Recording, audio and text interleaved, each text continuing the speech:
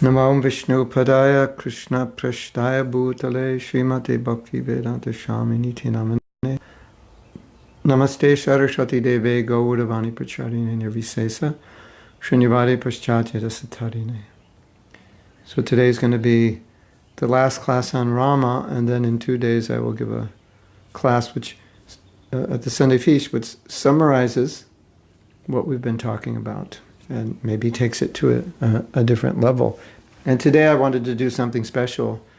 Just long ago I wrote a poem to kind of summarize the pastimes of Lord Ram. And Prabhupada explains that when the cowherd boys would come home in the afternoon or early evening, they would tell their mothers what Krishna would do. Of course, Krishna did so many amazing things. And the mothers were just relishing the Leelas of Krishna, and they would compose songs or poems. And then they would sing those songs and poems while they were doing their daily duties and chores. So it's a beautiful way to remember Krishna, or in this case Ram. And of course, you know, we have so many bhajans and little simple songs, Radhe Govinda, Radhe Govinda, Govinda, Govinda, Radhe, Sita Ram, Sita Ram, Sita Ram, just singing their names. But we also have like Jai Radha Madhava, which is describing a little more of the Leela, or even Govinda Jai Jai Gopala Jai Radha Ramana Hari Govinda Jai Jai, or Bhari Sesha by Bhaktivinoda Thakur, describing different names of Krishna, and the different names are descriptions of Krishna's qualities or his pastimes. So in that vein, to become absorbed in the Leela of Ram, I had written a poem, which at one point I intended to put into music, which I never did. I don't, or sometimes putting a long poem into music may not work. I guess I felt this wouldn't work.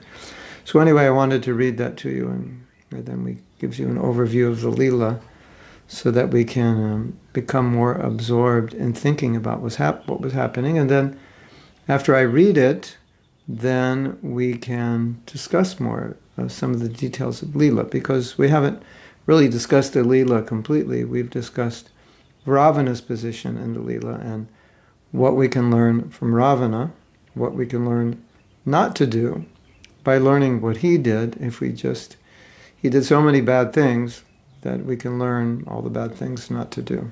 We can learn how not to be a demoniac person. And so Ravana manifests the perfect demoniac person to set the perfect example of what not to do. So we can learn from him what not to do, and we've been learning from him what not to do, which the main thing was don't become attached to something that is going to be destructive for you, and don't try to steal God's property, especially don't try to steal his wife from him. Don't try to steal Lakshmi from Narayan, which of course nowadays everybody's doing. And Lakshmi is not bad if you use Lakshmi in the service of Narayan. But if you don't use Lakshmi in the service of Narayan, yes, Lakshmi is bad. So sometimes when we would collect money, Prabhupada would say, now we are taking Lakshmi from the hands of people who have stolen her, and we're bringing her back to Narayan. And that's our service, that's our duty. So we're just waiting a minute or two for everyone to get online, and so I can read the poem. If they come online in the middle of the poem, then their ecstasy level will not be as high.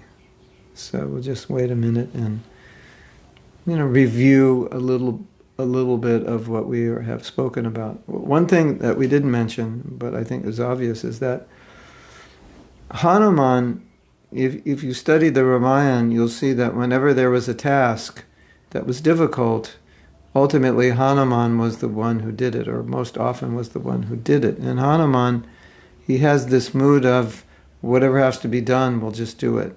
And in some cases, Hanuman would have to become very big to do a task, or he'd have to become very small. In one case, he became small like a little mosquito because he had to get in somewhere, he had to sneak in somewhere And a lady was bringing a loda of water to Ravana, and he had to sneak in that place. So he said, well, I'll just become like a mosquito, like a little mosquito, and put a mango leaf in the water, and then I'll just go on that leaf, and then when you bring the water in, then I'll come out and meet Ravana.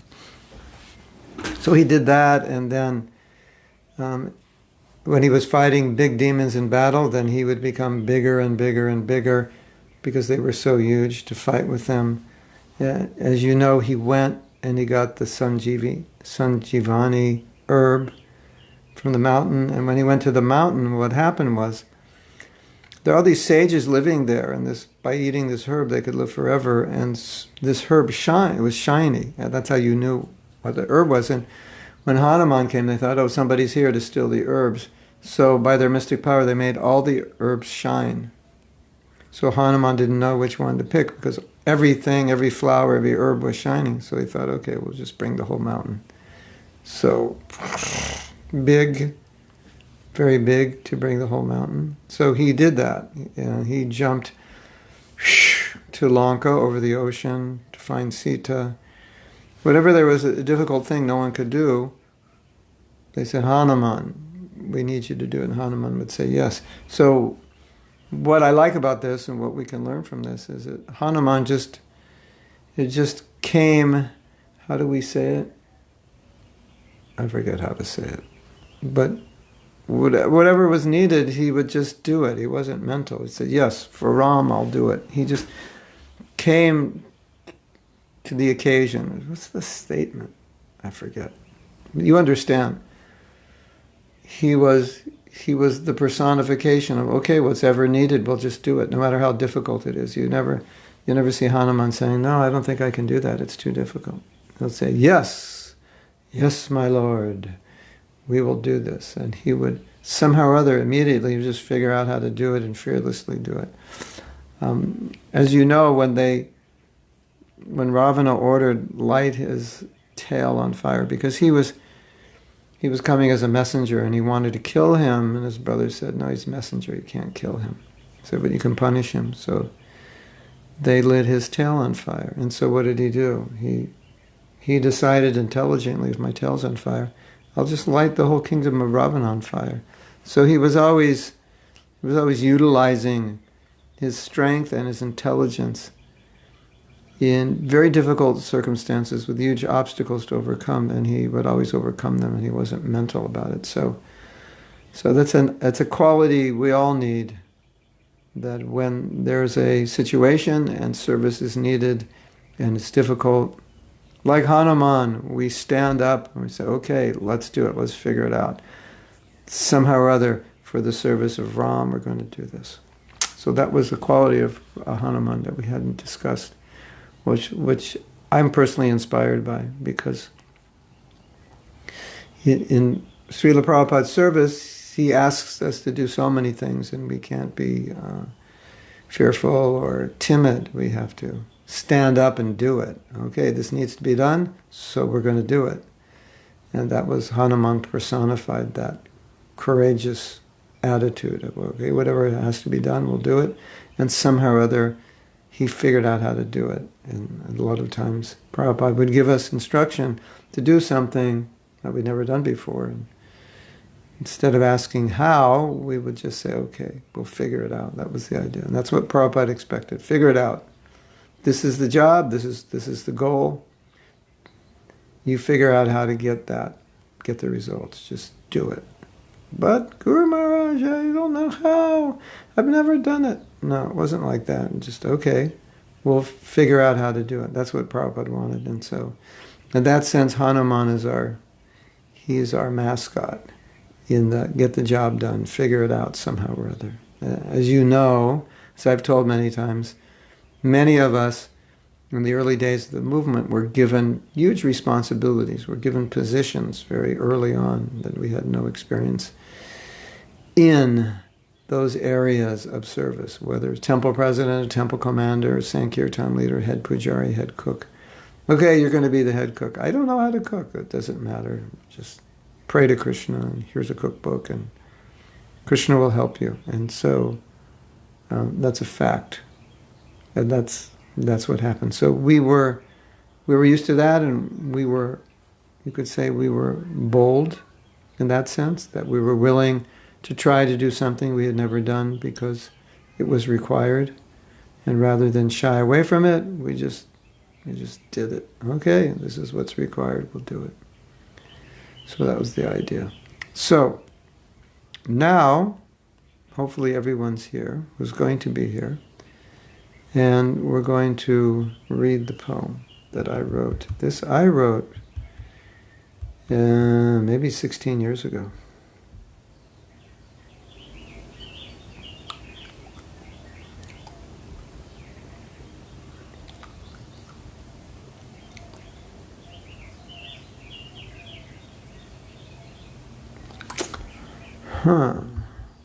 I was just editing it, and I wonder if the edited version, I think the edited version may have disappeared.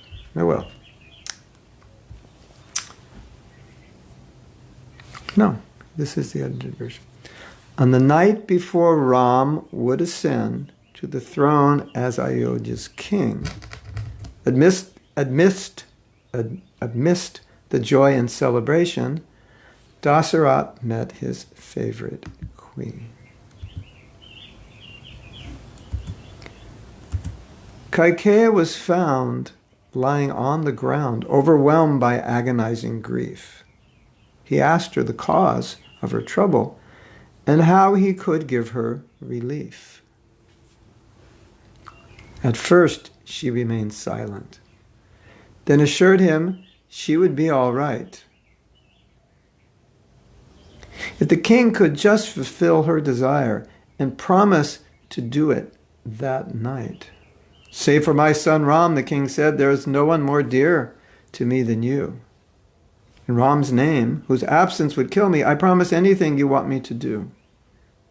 Kaikeyi said, do you remember long ago when the gods enlisted you to fight a fierce battle against the demons, and I was able to save your life? I would say I was the one who saved your life. You wanted to repay me then, so 2 boons you promised to give. The time has come to ask for them. Lest you don't grant them, I cannot live. If you don't, sorry to edit while I read. If you don't grant them, I cannot live. Yes, I remember well this promise. Please ask anything of me, dear. She asked that Bharat be made the king and Ram exiled for 14 years.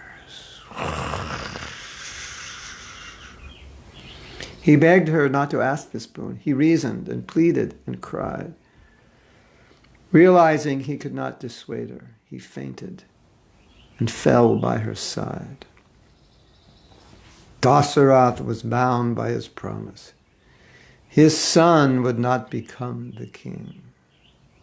When Kaikeyi told Ram about his exile, the Lord gracefully accepted everything. When Ram told his wife of his departure, Sita begged to accompany him. I will clear thorns from the road. My duty is to serve your every whim. The citizens could not bear the grief of being separated from their Ram. So they accompanied him to the forest.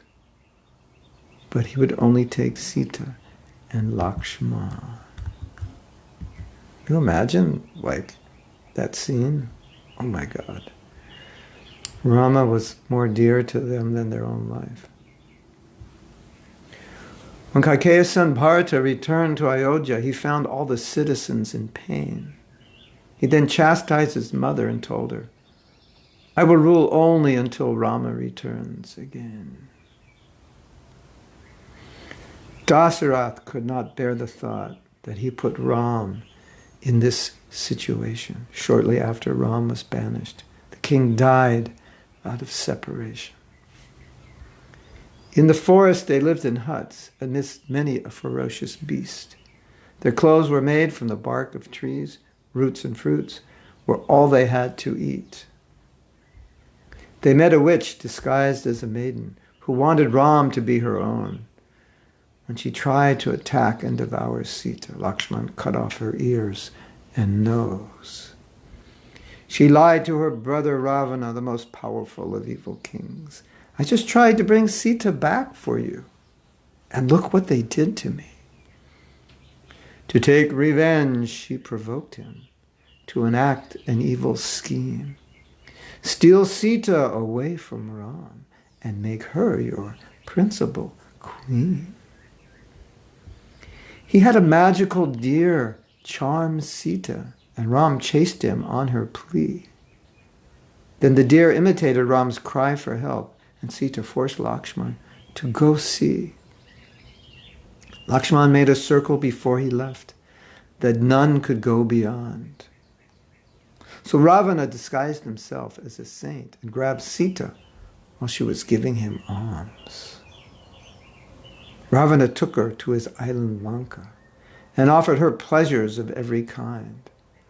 Although he tried to make her his queen, Ram was the only one in her mind. Ravana said, I give you 1 year to submit to my request. If you don't become my queen by then, I will kill you and eat your flesh. To find Sita, Ram enlisted monkey soldiers. They searched for her everywhere. When Hanuman jumped to Lanka, he found her lying in great despair. When he showed her Rama's ring, tears of happiness poured from her eyes. Hanuman assured her that very soon Ram would come and save her life. Then Ravana's soldiers attacked Hanuman, but he killed them and yet didn't tire. Finally, Ravana set his tail ablaze, and he used it to set Lanka on fire. Yeah, we could do a play, right? Just narrate this, and we could act it out. The monkeys built a bridge to Lanka by floating stones on the sea. Ram, Laxman, and millions of monkey soldiers came to kill Ravana and set Sita free. Seeing this vast monkey army, Ravana's advisors told him not to fight. Give Sita back, they begged, or we shall face a horrible plight. Ravana did not listen to a word. He could not give up his sinful desire. Thinking his armies all-powerful, he ordered them to attack and fire. Ghastly battles ensued, killing Ravana's best men. At last he called Rama, saying, I will put you to an end. Ravana's strength seemed invincible. He put Rama's might to the test. Although feeling Rama's body full of arrows, he finally killed him with an arrow through his chest. He means Ram. We're going to have to change that. I'm going to read that again. Ravana's strength seemed invincible. He put Ram's might to the test. Although filling Ram's body full of arrows, Ram finally killed him with an arrow through his chest. Then Hanuman brought Sita to Ram, but Ram's broken heart didn't mend. Since Sita had lived with another man, it wasn't right that he accept her back again. Weeping loudly, she assured her lord that she had never yielded to Ravana's desire. Rama, if you do not accept me back, I will kill myself by entering fire. Walking into the fire, saying, if I have been faithful to you, walking into the fire, saying, if I have been faithful to you, let the fire god now save me and prove that I was true. Amidst the cries of the people, Ram's tearful eyes followed her. But she came out of the fire unharmed, while Agni assured Your wife was always pure.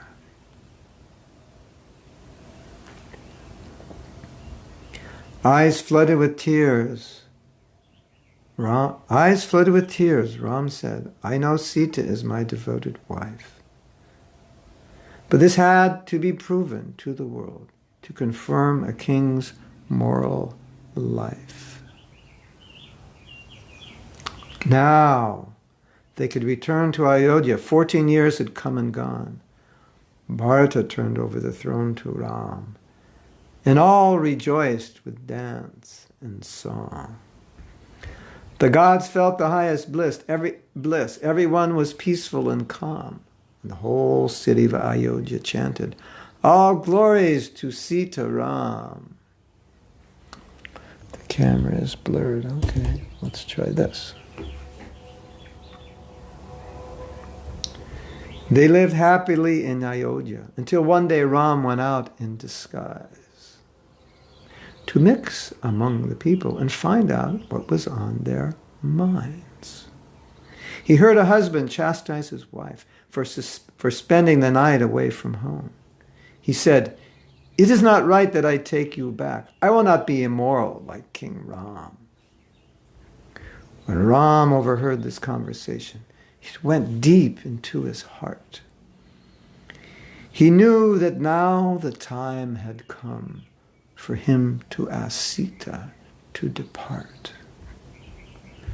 For if a king is not respected and does not set an example for all, his life will be a failure and his kingdom will be sure to fall.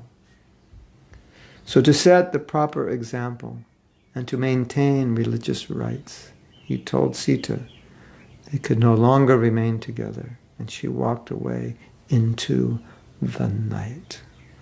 And we end here. Of course, the story continues further, but this is the Hollywood ending, the tragic ending. So, many of you know the story better than I, because you grew up in India. You grew up on this story. But we could go over this poem because it summarizes the story in general, and we can discuss it a little bit. So, Dasharatha fought a battle, and I don't know the details, but his wife had saved him, either got him out of danger, or when he came back from the battle, she nursed him. And so he said, I would like to offer you 2 boons. And she said, I will ask for these boons later. So she was a very devoted wife, but she had an evil servant who put an evil thought in her mind, a maidservant. And this maidservant said that your son should be the king, but your husband is going to appoint Ram. And she explained in so many ways why this was not good and how this was a plot against her. So she became very, very upset. She was very much influenced by this. And so she was told that, remember these boons you asked. Well, now is the time to ask. He must give them to you. And so you asked that Bharat be put on the throne. So she met Dasharatha. She reminded him of these boons. He said, yes, I remember, and whatever it is you want, I will offer you. And then the lightning bolt struck him. And she asked that her son be put on the throne. And to ask anything but this, not this. I could give you anything, but please don't ask this. Ram is my life. I can't live without him. So there's a beautiful scene. Bharat wasn't there at this time. Bharat was somewhere else. And so, well, before this, so Dasharatha tells Ram what happened. And of course, Dasharatha is totally distraught. And he really doesn't want Ram to go. But Ram accepted it because Ram would do whatever his father asked. And he said, whatever you ask, Father, I will do. And so his father was extremely distraught and pained by this. But Ram, as an obedient son, said, yes, I will do this. And then Bharat was asked to come. And so Bharat's nature is that he's servant. So he would never take the throne from Ram. And he said, I will put Ram's shoes here, and I will only sit in ad hoc as the king until Ram comes back. After 14 years exile, I will not become the king. So Kaikeyi's plan, in that sense, was foiled. But there's a beautiful scene. Well, I don't know if you would call it beautiful, but there's an amazingly dramatic scene when Bharat comes back and he confronts his mother about what she did. He is so angry. Now, you know, in Vedic culture, the utmost respect is given to the mother. Mother's first guru. Child pays obeisances to the mother every morning, touches the feet. In this scene, he was so angry out of his love for Ram that he just screamed and chastised his mother and just shredded her to pieces. It was a very dramatic scene. You could imagine, Bharat was so angry with his mother, he made her feel like the lowest, dirtiest thing in the universe for what she did. And he just laid into her, intensely angry, intensely upset. Basically, he was killing her with her words, and she was just crushed. So she got the message. So Bharat, out of his love for Ram, it was overflowing love, which was turned into intense anger towards his mother, and he let her have it. Basically, it's a very dramatic scene. You could imagine Bharat's the anger of a Kshatriya, and now against his most beloved mother. You know how when you love someone, the intensity of love can also create the intensity of anger. So he was so upset with his mother. He just basically destroyed her with his words. So then, yes.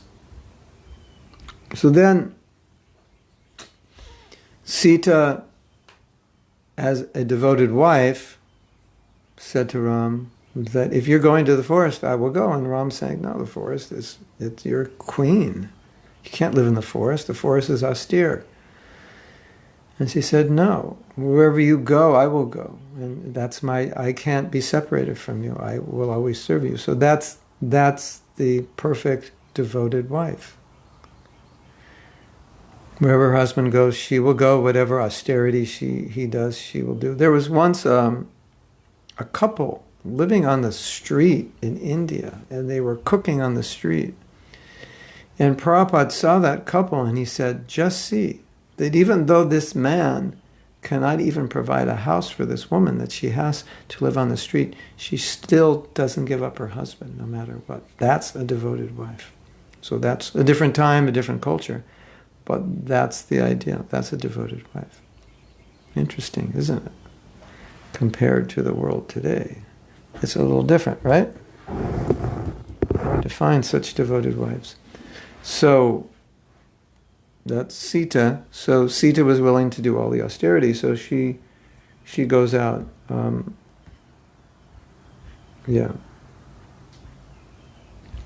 So then after a while, what happens is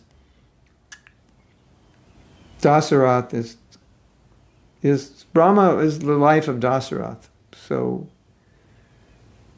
when Ram leaves, basically his life is gone. And so very shortly after there, he couldn't maintain his life. It's interesting because my father died at the age of 92, and my sister wasn't married. And at that time, I was 42, so she was 45 when he died. And he was very, very concerned because she wasn't married and how she would live and so forth.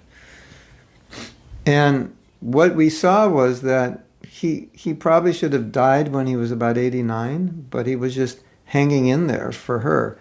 And then he got to a point where he was hardly able to see, he was hardly able to hear, and he couldn't walk, and he didn't want to live anymore.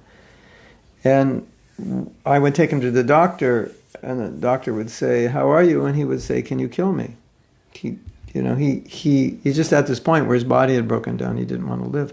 So very shortly after that, he died, and my sister and I saw that he was just staying alive for her, basically. And at a certain point, his body it was so painful to be alive, he just said, "Okay, I have to go." And then very shortly after, he left. So we see that sometimes a person, due to grief, it's almost like you can control when you die, or you can stay alive. Like sometimes a person's dying and they're waiting for a relative, and the relative will finally come and they see them, and then shortly after they die, "I was just staying alive for you," and then they die.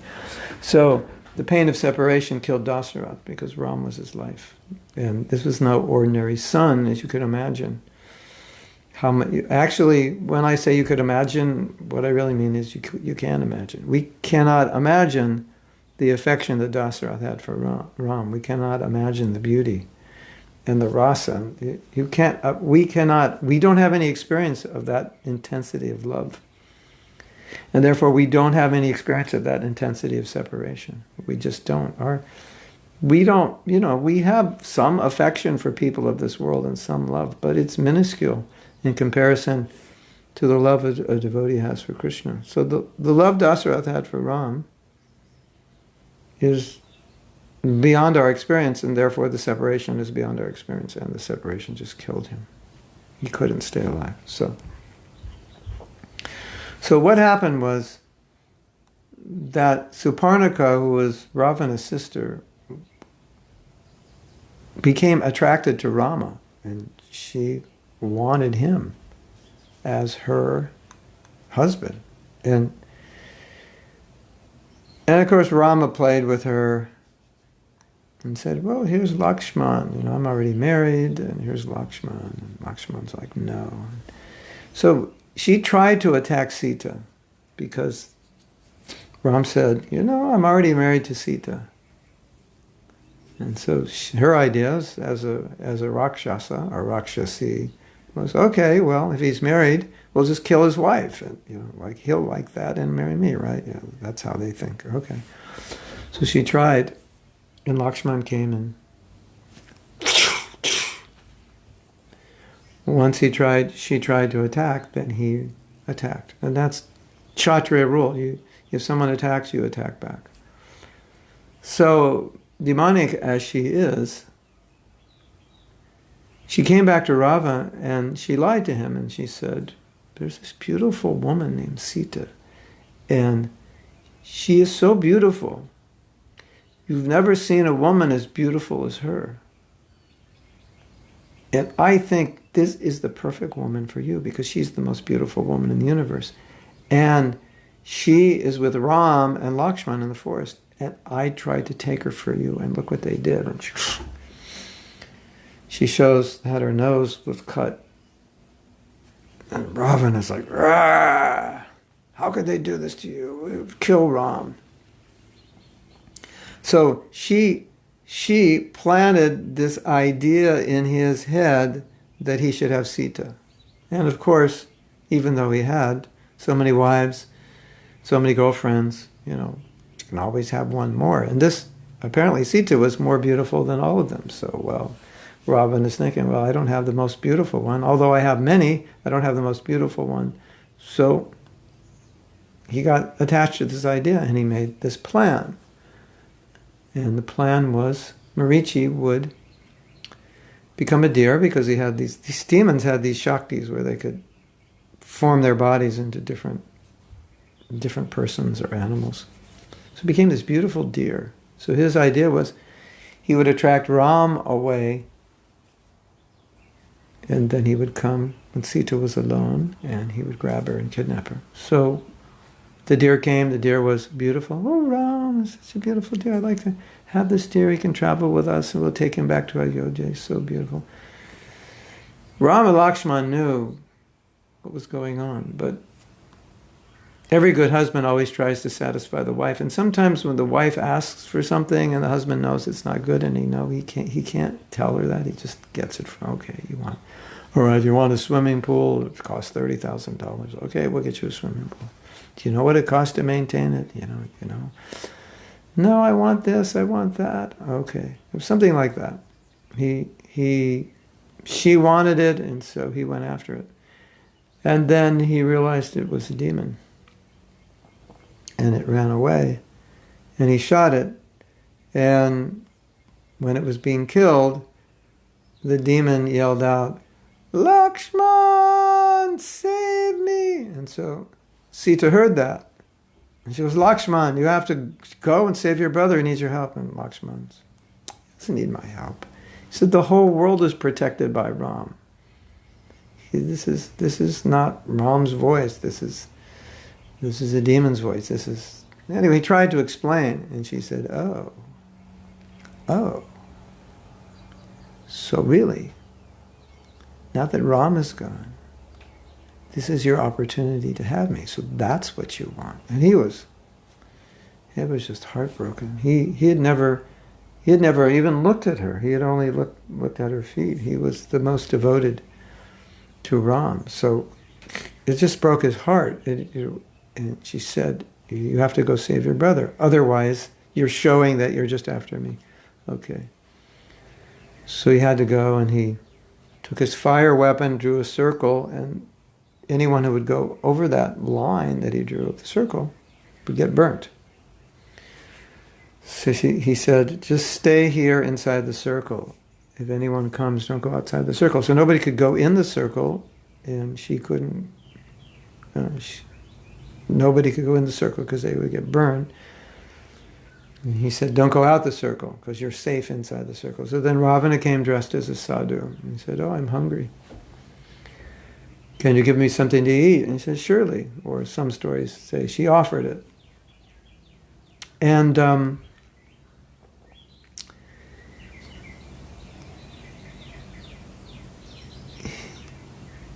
he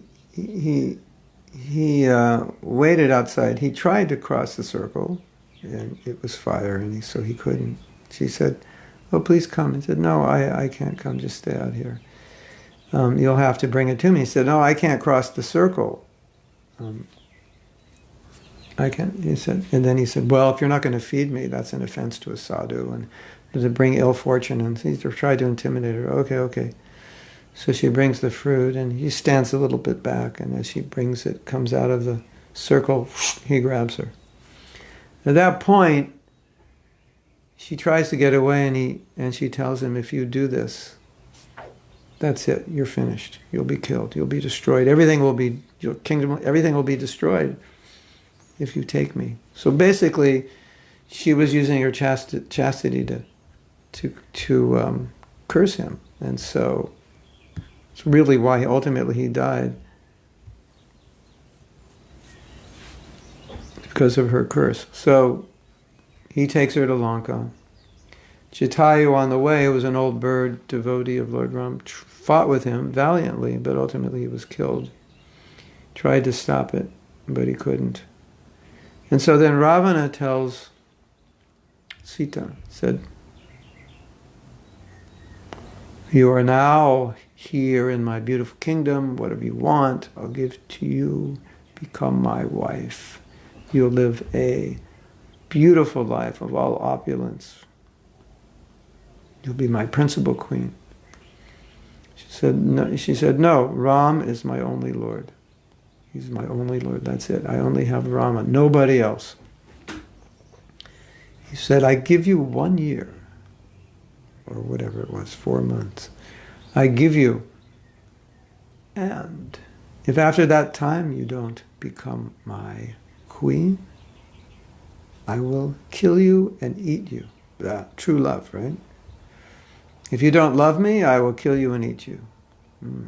Interesting, the way Rakshasas think. And so you're getting a bird's eye view of a Rakshasa. If someone doesn't submit to them and love them, then they kill them and eat them. So, what to do? So they didn't know where Sita was, and so Rama made alliance with the monkey soldiers, and 4 of them went in the 4 directions to find Sita. And of course Hanuman found her. And Ram gave his ring so that Sita would know that Hanuman was not an enemy. So he jumped, he flew.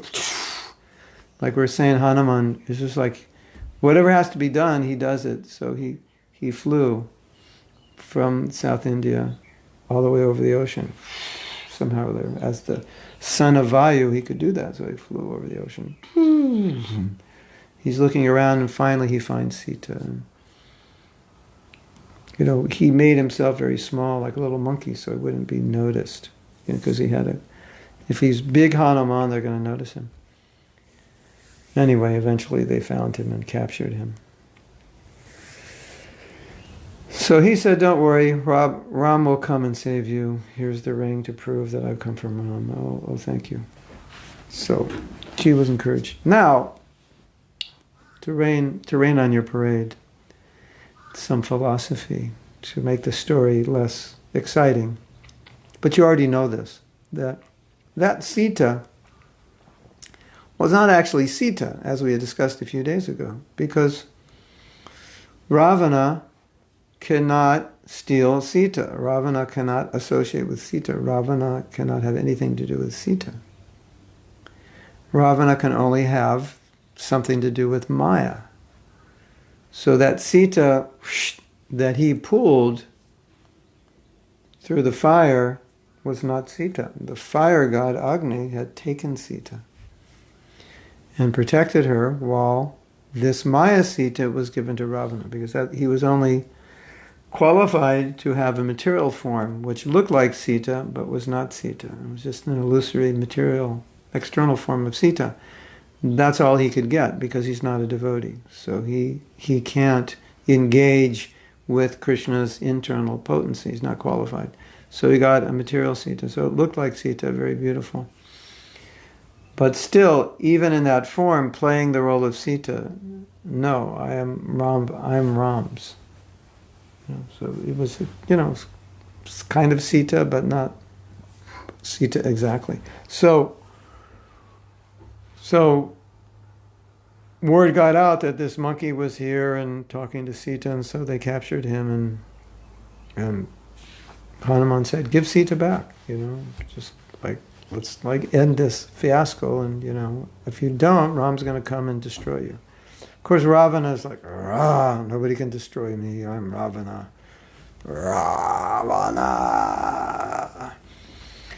So you have come here, we will kill you. And then his minister said, no, he's a messenger, you can't kill him. So you can punish him. So they put his tail on fire. And then, as you know, Hanuman thought, all right, my tail's on fire, so what to do? Well, I can utilize this and burn Lanka. So this is the example of Hanuman. She's like, whatever has to be done, he does. And when he's in a difficult situation, somehow he turns it around so that he can use it in Krishna's service. So Hanuman's amazing. So he sets Lanka on fire, and then he flies back. Explains everything. I found Sita, this and that. All right, so Ram gathers his soldiers and says, okay, we're going to Lanka. I need your help. And as we said a few days ago, they only had 3 weapons: mountains, stones, and tree trunks. They didn't have brahmastras and all kinds of technological weapons like Ravana's soldiers had. Anyway, they had to make a bridge of stones. Of course, stones don't float. And they wrote Rama on each stone, and then the stones float. And there was a story, I can't remember the details, but there was a story that one demon was going back later on after this, was going back to Lanka. And, he heard the story that if you write Rama on the stone, it will float. But he was a demon, he didn't believe it. So these stones were floating. Then he decided, okay, I'm going to stop writing Ram and just see if the stones float. And he stopped writing Ram. Stones didn't float. He sunk and I think he died. Anyway, lack of faith. So the name Ram is very powerful. It can make stones float. So they marched in. And they were fortunate because Rama's brother Bibhishan was actually a devotee. He was actually worshipping Vishnu. And he defected, so he was the intelligence. So he knew everything about the whole kingdom, and he could guide the soldiers where to go, how to fight. Now, there are so many details about this battle in various scriptures, not only in Ramayana, but it's discussed in other scriptures, which would make an amazing Hollywood movie. It's just mystical things. And I'll give you one example. Hanuman was protecting the fortress of Rama. And I don't know how this happened, but in order to get in that fortress, you had to walk in through his ear, go through his whole system and come out of his tail just to get in. Isn't that interesting? So there are many mystical stories like this, mystical weapons, and Ravana and his soldiers had all kinds of mystical weapons, and that would create, and also create illusions of people are there, then they disappear, and false people. And at one point, Ravana had created a false head of Sita and said, "Oh, your Sita is dead." Created a false head of Rama, brought it to Sita. "Oh, your Rama is dead. Now you have no Ram. So make me your queen." They had all these mystic powers. So there's so many elaborate, exciting things that happen in that story. I don't think there's any Hollywood movie, any Avatar, this or that even comes close to it. If you're into adventure and chivalrous rasa, it's there in the Ramayana. And of course, it's a Lila, so Ram allows himself to lose a little bit.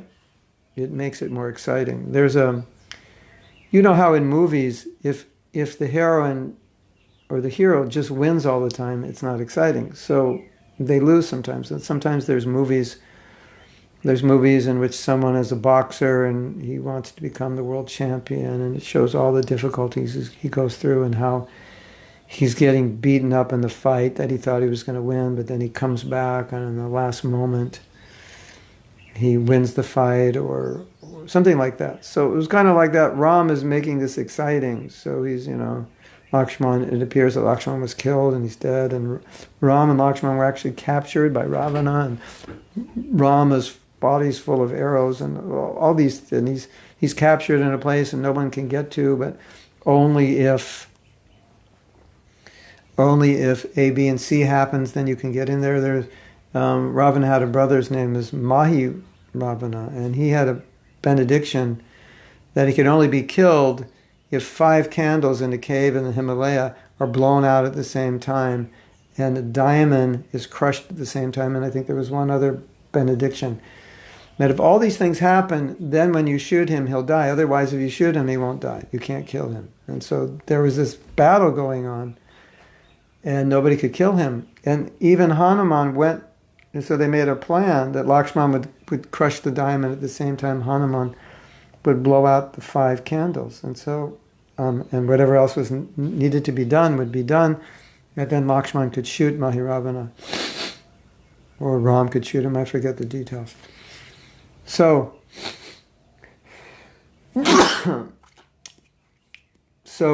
Hanuman found the cave, but he couldn't blow out the candles because he'd blow out one. He'd blow them out, but they'd come back. He'd blow out one, and it would come back. And then Vayu came, who was Hanuman's father, and he said, "I will create a vacuum. There'll be no air," and so the candles would go out. So they arranged it. At that moment, the candles would go out. Then Lakshman would crush this diamond, and then this demon would be killed. So it's like that. It's so interesting the way it works. There's so many things have to happen to make it work. It's if you want to get into it. It's like if you like adventure and battle, there's a million little things like this has to happen, and if this doesn't happen, that happens. And of course, as you know, Ram is chopping off, he's finally battling with Ravana, he's chopping his heads off, and then his heads grow back. no matter how many heads he chops off, his heads grow back. So that wasn't working. And it's just like the ultimate Hollywood movie. Anyway, so I don't know if I told this part of the story. So many monkey soldiers were killed, and so many Ravana soldiers were killed. It was an amazing battle. These monkeys are fighting. Jai Ram! They have this Shakti. They're fighting because Ram's on their side, and they're fighting for Ram. So they have this power that they can kill these amazing Rakshasa soldiers, huge warriors. And then Laxman is shot, and Laxman is unconscious. And then the doctor comes, says, we need this herb. And so they go to Hanuman. He says, I will get it. He flies, goes to the mountain, brings it back. And as he's bringing back the mountain, then Bibhishan says, wait a minute. We have to take all of the soldiers of Ravana and put them in the ocean and put stones on their heads so they sink to the bottom, all the dead soldiers, he said, because as soon as the mountain comes, it's going to bring everyone back to life, and we don't want them to come back to life. So Bibhishan was crucial in winning this battle because he knew everything that had to be done. So they took all the soldiers, they put them in the ocean, weighted them down with heavy stones on their heads so they go to the bottom. And then when Hanuman was coming in with the mountain, just by the mountain getting close, all the monkey soldiers came back to life. Pretty cool, isn't that? Oh, we could have that herb and save a few great devotees to live a long life. That would be good. So as we said yesterday, Ravana was the quintessential fool, and he lost everything. And Ram is saying, look at it, just give back Sita, and I will bring all your soldiers back to life. We'll be friends. I'll protect you. No, I will never. He didn't want to be defeated by Ram because he thought he was number one, greatest, most powerful. He couldn't believe that anybody could kill him, although all his soldiers were killed. He was like thinking, no, nobody can kill me. I'm Ravana. And as we said yesterday, he wasn't even anything compared to Hiranyakashipu. He was just like a small Hiranyakashipu. And Hiranyakashipu was killed. And that was explained to Ravana by Bali, and Ravana didn't get it. He goes, look at, you're just a little Hiranyakashipu. And he was killed by Vishnu. So, hello, you can't win this battle. No, so he had it in his head that he could win this battle. So they fought and fought and fought. And, Ravana is a good fighter. And so Ram let him think that maybe he could win. So Rama was playing with him. And sometimes professional boxers will do that. They'll let the other guy think they can win. And they'll play around, and they won't be so offensive in their boxing. They'll play around, and they'll let the other guy try to punch and make him look like he's got a few punches. And gradually the other guy is building his confidence, thinking, I can win this. And the other guy is really going hard. And he's burning his energy, where the champion is just letting him, think that he could win. And at one point, he just, when the guy is weak, this is how Cassius Clay fought. Cassius Clay, Muhammad Ali, this great boxer, he didn't really fight offensively. He just fought defensively until he saw his opponent was getting tired. He might go round after round after round. And when at a certain round, usually the seventh round, he just laid it on. He came on and started taking the offense. And his opponent just didn't, expect it. And his opponent was much more tired than he was. And then his opponent didn't have a chance.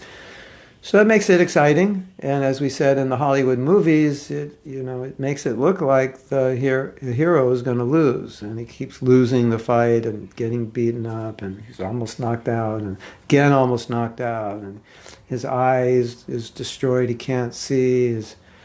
His ribs are broken. And finally, in the last 2 rounds, he makes a comeback and knocks out the other guy. So that's kind of, where did they get that? They got that from Krishna. So you see in this Ram-lila, that's exactly what happened. So it almost looks like maybe Ram's going to lose, and earlier in the battle, it looked like it was like going to be a tough fight. And then at one point, Ram says, "Okay, fun's over." But it's really interesting because before the fight, Ram is telling Ravana, he says, "Look at Ravana, you were like just like a dog eater." He said, actually, this is what Ram told Ravana. He said, "You aren't even as good as the stool of a dog eater." So I was thinking about this. This is interesting. In the world of professional sports, particularly boxing and martial arts, before a big event, they have a press conference, and both the fighters are there talking. And often, when they're talking, and this is done in wrestling, the fake wrestling, they're like, they just insult one another. And sometimes they even start fighting and it's not even planned. They start fighting in the press conference. Of course, in the world of wrestling, the fake wrestling world, they just do that, But in the real world, like of boxing or mixed martial arts, sometimes this happens. And they just go in and say, to the other person, you're just a loser, you don't know how to fight, and, I'll kill you, basically.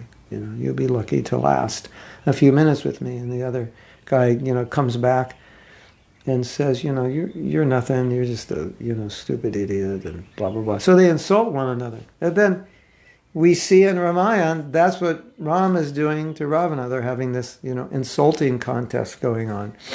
Isn't that interesting? It's like, where did that come from? Krishna's doing it, and Rama's doing it, and you see Krishna's also doing it. When Pandraka is coming and saying to Krishna, give up your weapons. I am the real Krishna. And Pandraka had wow, he had a problem. He needed some therapy. Yeah, so Krishna said, yes, I will give up my weapons.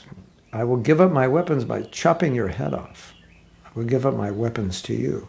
So this talk is going on, insulting talk. You low scum of the earth, you lower than the stool of a dog eater.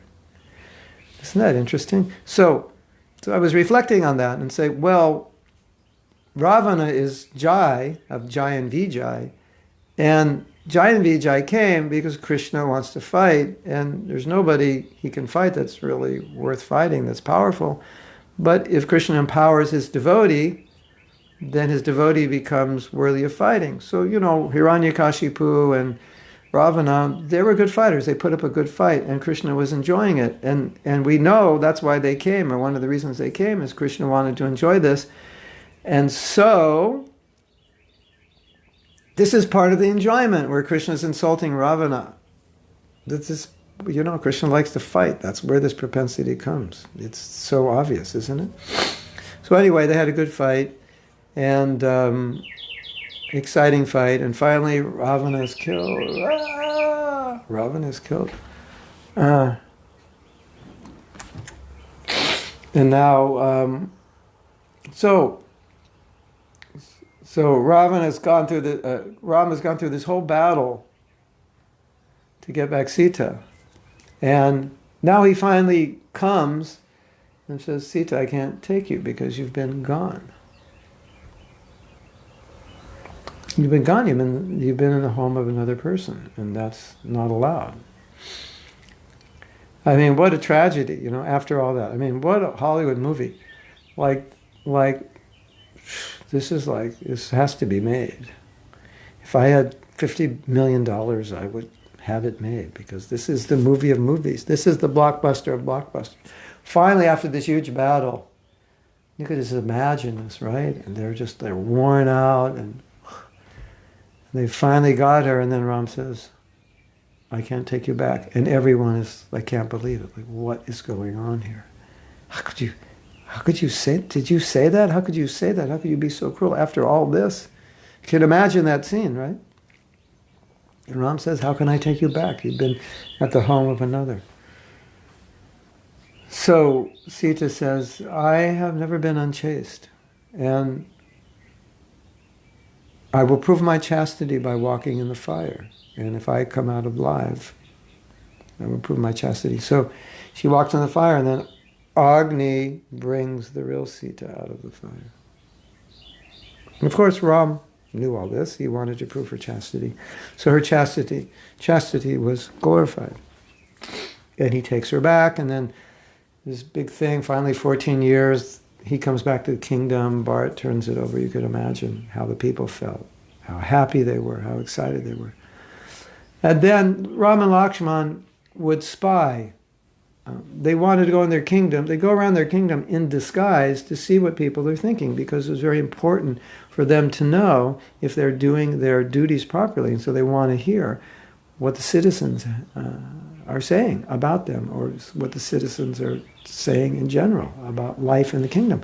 So what happened was, there was this scene where a woman is being beaten and yelled at and kicked out of the house. And the husband saying, "Go away, you unchaste woman. Go away, go away." And so Rama and Laxman are saying, "Well, what's going on?" And she said, "Well, the woman went away to visit her father. And so she's coming back. And the husband won't take her back." And then they listen. And the wife says, but I just went to see my father. I was just at my father's house. And the husband said, "That's what you say. But how do I know that? You were gone from my house for 3 days. How do I know where you were?" He said, "I'm not like Ram, who took Sita back even though she was away from the house. I will not be like him. I will not take you back." So when Ram heard that, he said, "Oh, this is really bad." And he came back and he said, "Sita, you must go to the forest. I cannot live the life of a righteous king any longer if you're with me." And he said, "You must go." And it's like, what a scene. He banished her alone to the forest, and she was pregnant with twins. Wow. Like, what could be worse than that? Sita is banished alone in the forest, pregnant. I mean, what a tragedy. And then, is it Valmiki?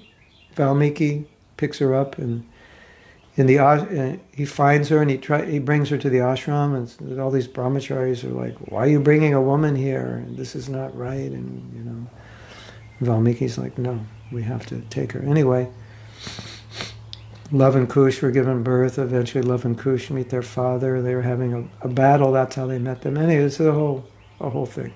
So it's an amazing story, and it's so amazing.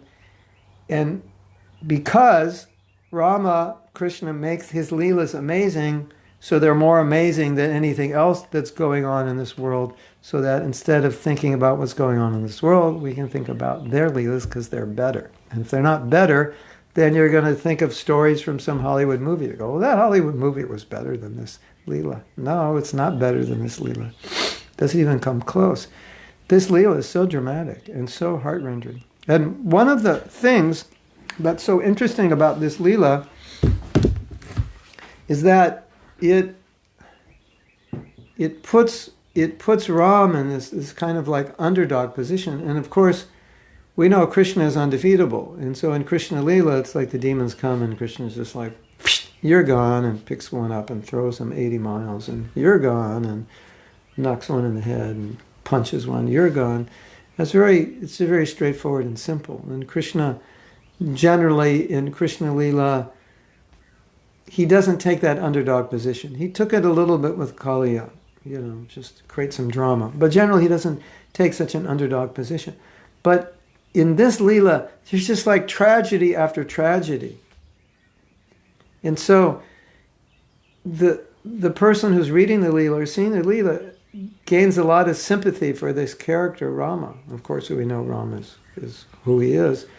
But you gain sympathy. And so you have all this sentiment and feeling for Rama. Isn't that interesting? And then when they're banished, you cry. I mean, if there was a movie, obviously in the movie, the first thing that would happen is you would portray Rama as this amazingly beautiful, virtuous, loving, kind, generous person that you would fall in love with. and also Dasharatha and their relationship. And then when he's banished to the forest, your heart would break. If you write the script properly and direct it properly, that's what you want to do. There's this heartbreaking scene. So your affection is there with Dasharatha and Ram, and then you're just in love with Ram, and you're in love with the relationship that Ram and Dasharatha have, and now they're separated. Oh. And then all the citizens are going crazy. They're beating themselves. They're going insane in separation because they love Ram so much. So you're feeling that. So this sentiment comes out in hearing this Leela. And, the cheating of Surpanakha and this demoniac Ravana and his cheating, and how you feel for Sita, that he captures her, and the pain that you feel is the pain she feels is the pain you feel. And, this is why it's so sad. Because it's like all these emotions that we have in this Leela, Rama is creating these emotions so that they will be in relation to him. That we will feel the pain that he's so-called feeling. We will feel the separation that he's so-called feeling from his father, and Sita's feeling. We'll feel that. So these are transcendental emotions. So that's the whole art of drama, to bring about emotion. And so, you watch a movie and you have all kinds of emotion for a fictional character and a fictional story. This is real, this happened, and this is Krishna. So if you have emotion for Ram, it absorbs your heart, your mind, everything. That's like perfection.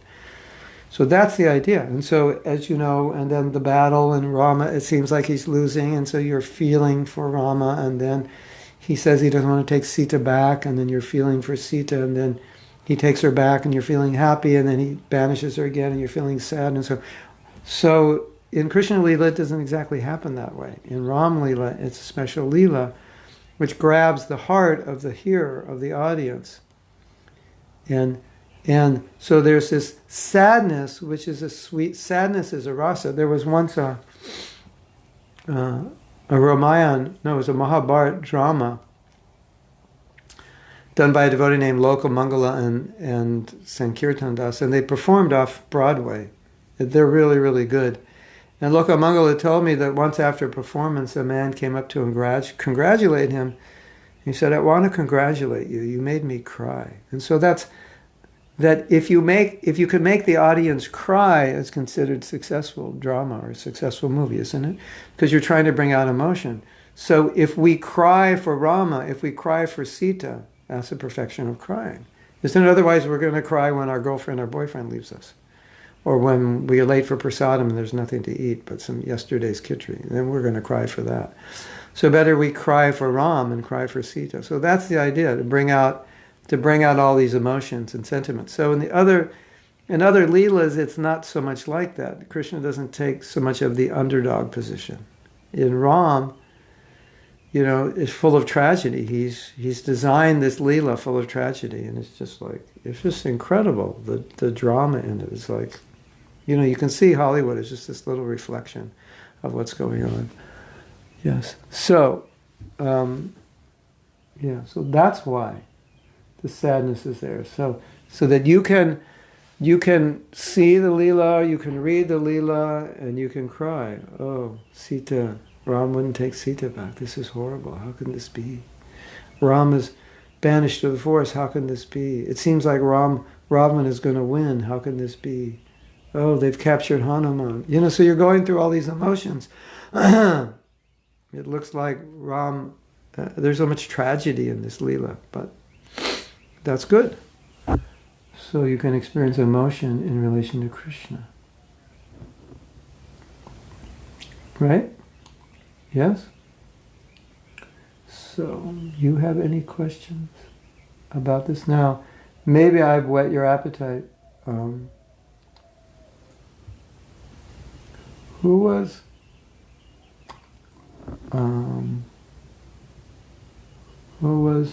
Manthara in her past life? Was the reason behind her saying all this? Who was she? I forgot. The maidservant who turned Kaikeyi's mind. It's maybe somebody knows who's a Ram Katha Acharya. Mm-mm.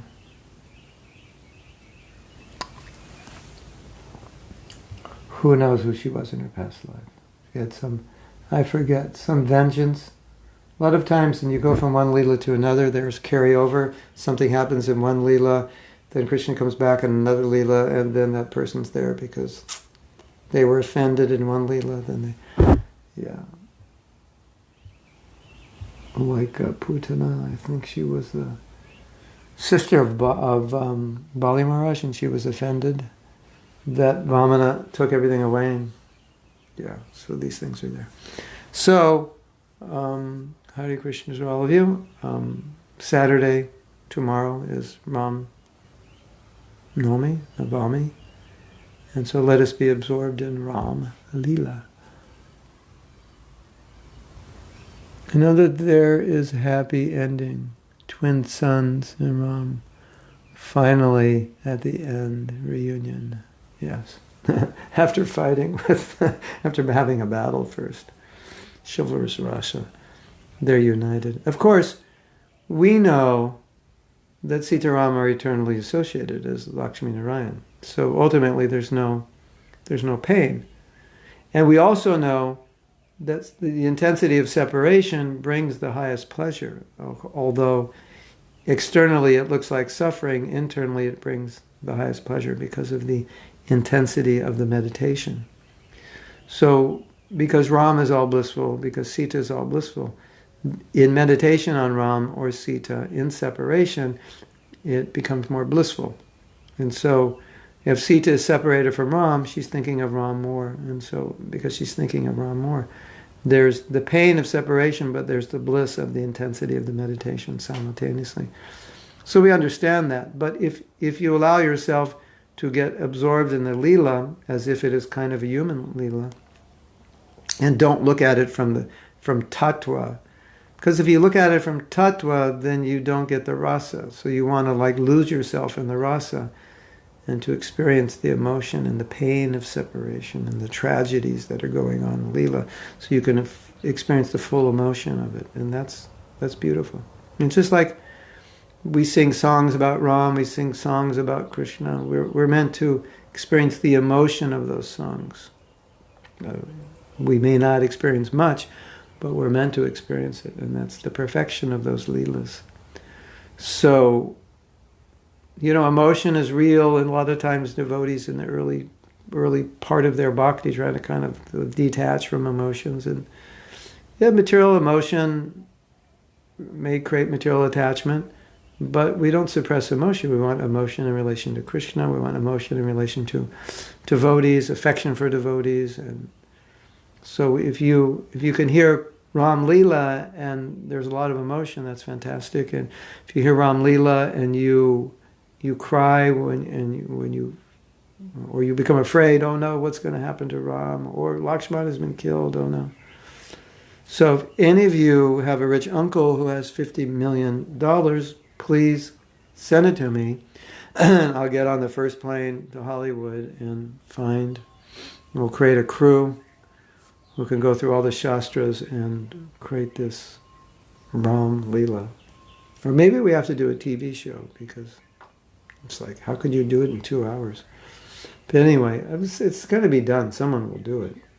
Devotee, non-devotees. It's better devotees do it, because then we can do an authorized version of it. Otherwise, you have the Tulsi Ramayana, which is not authorized, Valmiki Ramayana, and then you have other shastras which will describe these pastimes. Bhagavatam describes a little bit in other Puranas. I think Garuda Purana may describe. So you get more details, and so, yes. So I'll be waiting for the check in the mail. And should I book my flight to Hollywood now, or should I wait? Actually, we have a devotee here who is a scriptwriter, and he writes thriller movies. So as soon as I get the check, we'll call him up. He lives in Alachua, and we'll start on it. It'll be ecstatic. And you'll all get to see it and sit in the movie theater and just be crying and crying and crying. All the trouble that Ram has to go through. And finally he captures Sita, and then he won't take her. And you'll all pass out in your seat while you're watching the movie. And we'll have to resuscitate you all. And you'll finally be resuscitated. And then you'll be happy that Ram accepts Sita when she comes out of the fire. And then later on, they come back to Ayodhya, and it's just this amazing scene that people are so happy and satisfied and ecstatic. And then, shortly after, he banishes her to the forest. And you just want to kill yourself. You can't take it. You're in your seat. You just want to die. You can't deal with it. Yeah, that's perfect. Completely absorbed. Completely absorbed. So I'll be waiting for that check, your rich Uncle Harry somewhere, who's going to give you 50 million. Or maybe you'll find an investor. We can sell him on this movie, and I'll just move to LA for a while and work on it. That's where I'm from. Feel right at home there. Grew up, I grew up, I would say 10 minutes from MGM Studio, 10 minutes from Century, 21st Century Fox Studios. Yeah, I'm ready for it. Hare Krishna. Okay, no picture. Bad connection. All right, so we'll end class now, and the Polish tour, people crying. Yeah, they do the Ramayana and the Polish tour, and people are crying. Yeah. Anyway, in this lifetime, I don't know. I have so many things I want to do, but I think if I can't do them all in this lifetime, then I'll have this strong desire to do it in my next lifetime, then I'll have to come back. I don't know if that's what Krishna wants. I'll come back as a Hollywood producer. I have this theory that I was an actor in my last life, and that's why I was born in LA. Because I have this super, intense desire to act and produce movies, and I've completely subdued it. And it's just impractical, and I didn't study much in college to prepare myself, so I can't do it. And so I don't want to think about this, because I may have to come back in my next life to produce the Ramayana. Yes. There's actually a devotee who's tried to produce it in Hollywood. It's, anyway, if I don't do it, someone will do it. Hare Krishna. Or may I inspire you, some of you, to do it. Maybe you have friends in Bollywood who can do it, properly. Not animated, not funky, the funky traditional Hindi way, but actually to do it the proper way, the Hollywood dramatic way. That would be amazing. Okay, so Hare Krishna. And yes, I guess we're supposed to have class tomorrow also, aren't we? It's tomorrow's Saturday. All right, we'll have one more class. I'm not sure if we'll do it on Ram, but we'll have class tomorrow. And yeah, I guess we'll have class Saturday and Sunday. Probably Gurunishta. You can let everybody know. We'll do it at 8 o'clock. Hare Krishna. Jai Prabhupada.